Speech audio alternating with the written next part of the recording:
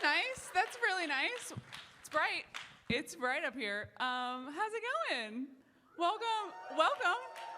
Thank you so much for being here. We are excited to talk to you about a lot of things that we're excited about today. So there are a lot of friendly faces in the room. There are also a lot of new faces in the room. So I just want to give a little bit of context for Boys Club and who we are and what we're up to. I am Natasha Hoskins. This is Deana Burke. We are the co-founders of Boys Club, and Boys Club is one part community, one part media company. We look at the intersection of emerging technology and culture. We are super tech optimists, but also majorly anti-establishment. Get yourself a girl who can do both, am I right? And we do that through podcasts and newsletters and events like today.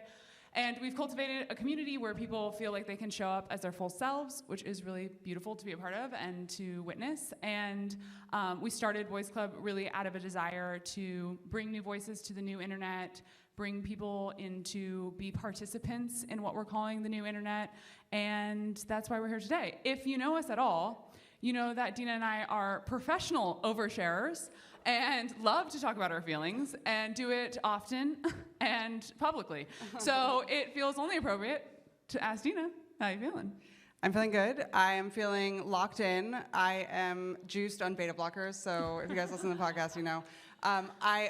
This has given me the opportunity to do maybe my favorite thing ever, which is share this meme, which I'm about to play, and I'm trying to channel this. This is me.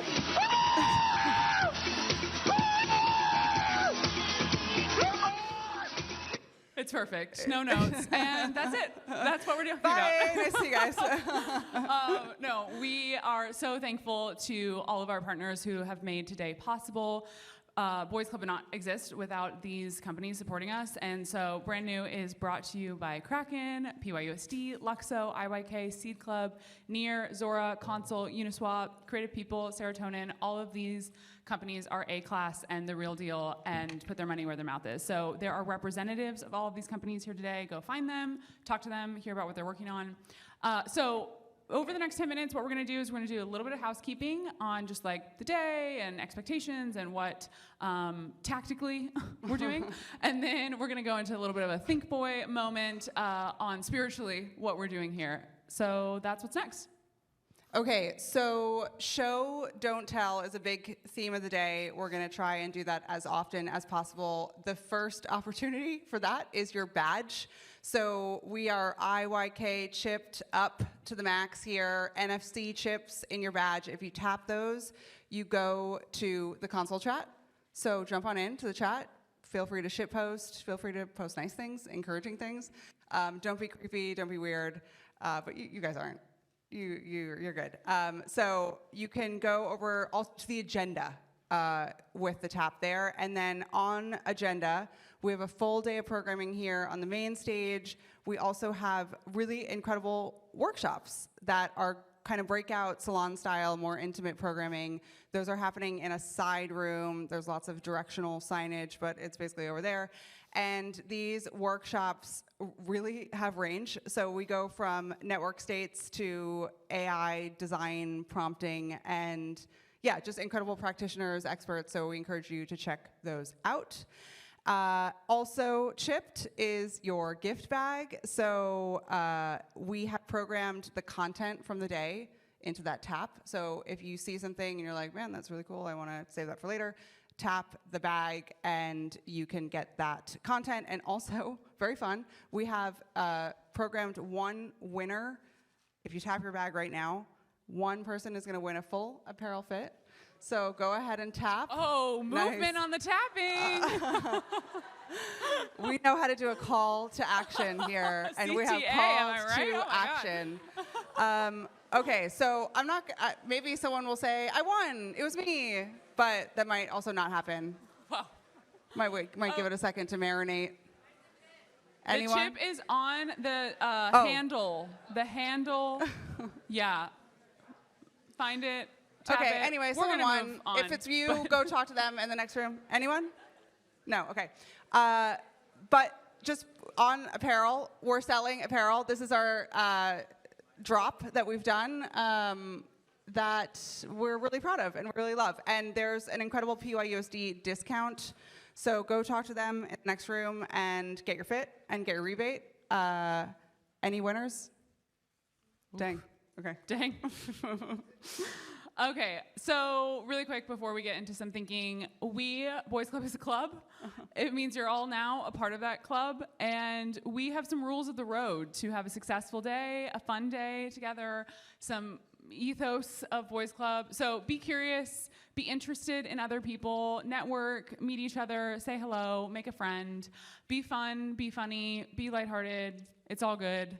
Be post-shame. We have a real belief that shaming people is terrible, and if people have a question or they don't understand something, be nice to them and explain it. Or if you don't know, figure it out together. So a few other don'ts. Don't take yourself too seriously. It's really okay. This is totally chill. I'm so relaxed, as you can tell.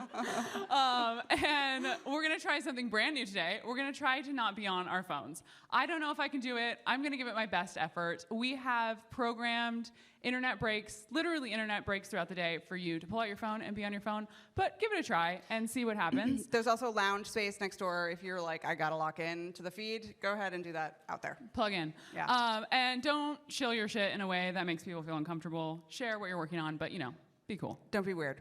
Okay, why brand new? What are we doing here? Why are we here in Austin on Tuesday? Is it Tuesday? So Natasha, if you know us, you know that we've been to basically every single crypto conference that exists over the past 18 months, and very fun, but also very tiring, exhausting.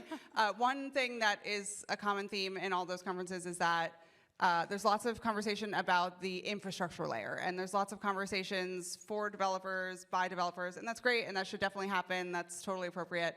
There's very little conversation about the consumer application layer, and we felt like that was important to bring to the foreground. Also, why brand new is that this is an intervention. To every Web3 crypto person in the room, we have been living in a bubble.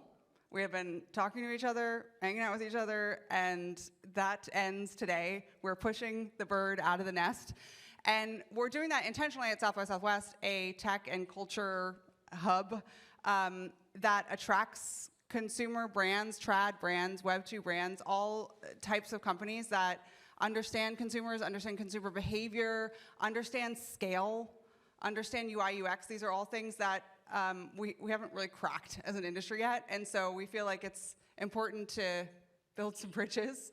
And so that's why we're here. And yeah, so excited to lock in on consumer crypto, and also to start to change some hearts and minds about Web3 and crypto. Why? Wow, a clap. A clap. Nice. Yeah, everybody hates us, and that's unfortunate.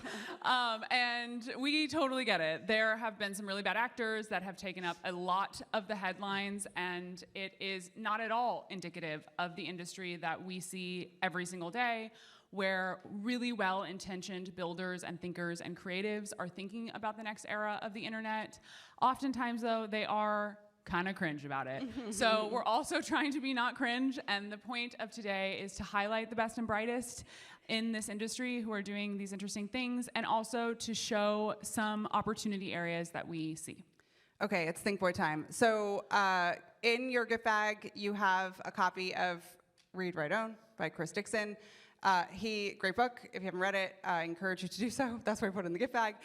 He makes a great distinction, which I have found really helpful, about this idea of a casino versus computer. And the casino side of crypto or Web3 is kind of what Natasha's speaking to in the previous slide. It's the hyper-financialization, it's the speculation that honestly has its place, and it is important for this industry, but we're gonna be focused on the computer side today. So what the fuck am I talking about? And also, we keep saying new internet. That's everywhere. It's here, it's on the clothes. Like, what's the new internet? So we felt like it was important to define it. And we think that the new internet is defined in two ways. Well, first of all, it's the next era of the internet. It's whatever is next for our online lives, that we're living more and more online. And we think that the new internet is defined by two things. One, a set of values, and two, a set of converging technologies and movements. And on the value side, when we're talking about the new internet, we're thinking about, okay, what's possible when there is rails that can create a more creative, less corporate internet where the value flows to the edges of the network instead of consolidating in the middle. So I'm going to say that again because it's a really important thing that we're going to bring throughout the day. So a more creative, less corporate internet where the value flows to the edges of the network instead of consolidating to the middle. And this isn't kumbaya. This isn't like cool altruistic thing. There is value, a lot of value being generated. It's just more evenly distributed. And that's what we're excited about, and that's what we see is possible with this idea of a new internet. Okay, so that's the value side of the new internet. Let's talk a little bit about the tech. This is the most exciting time in history to work on and around and in the internet for a few reasons. One, the actual technology, and two, the conversations and movements that are happening alongside them. So yes, it's crypto, it's Web3, but it's also AI and spatial computing. We have very intentionally programmed a day where you will hear many of the best minds that we know talking about these different areas because we believe that crypto should be in conversation with them and not siloed out into its own thing. And then there are ideological movements that are also happening alongside these emerging technologies that are sort of horsepower to them. So the accelerationist movement, longevity, digital culture, more and more of our lives are coming online. And so this is a huge opportunity area for this next phase of the internet.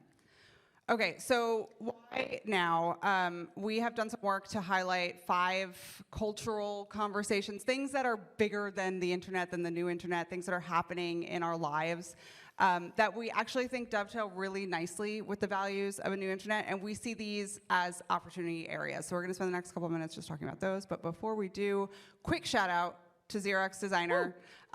They have partnered with us on this deck. Yes, nice. Give it up for Xerox Designer.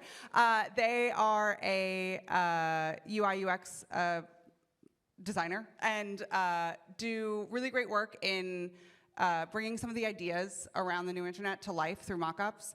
And yeah, you should follow them. You should mint all their stuff. They may or may not be here today. And yeah, sponsor them, hire them. Thank you, Xerox Designer.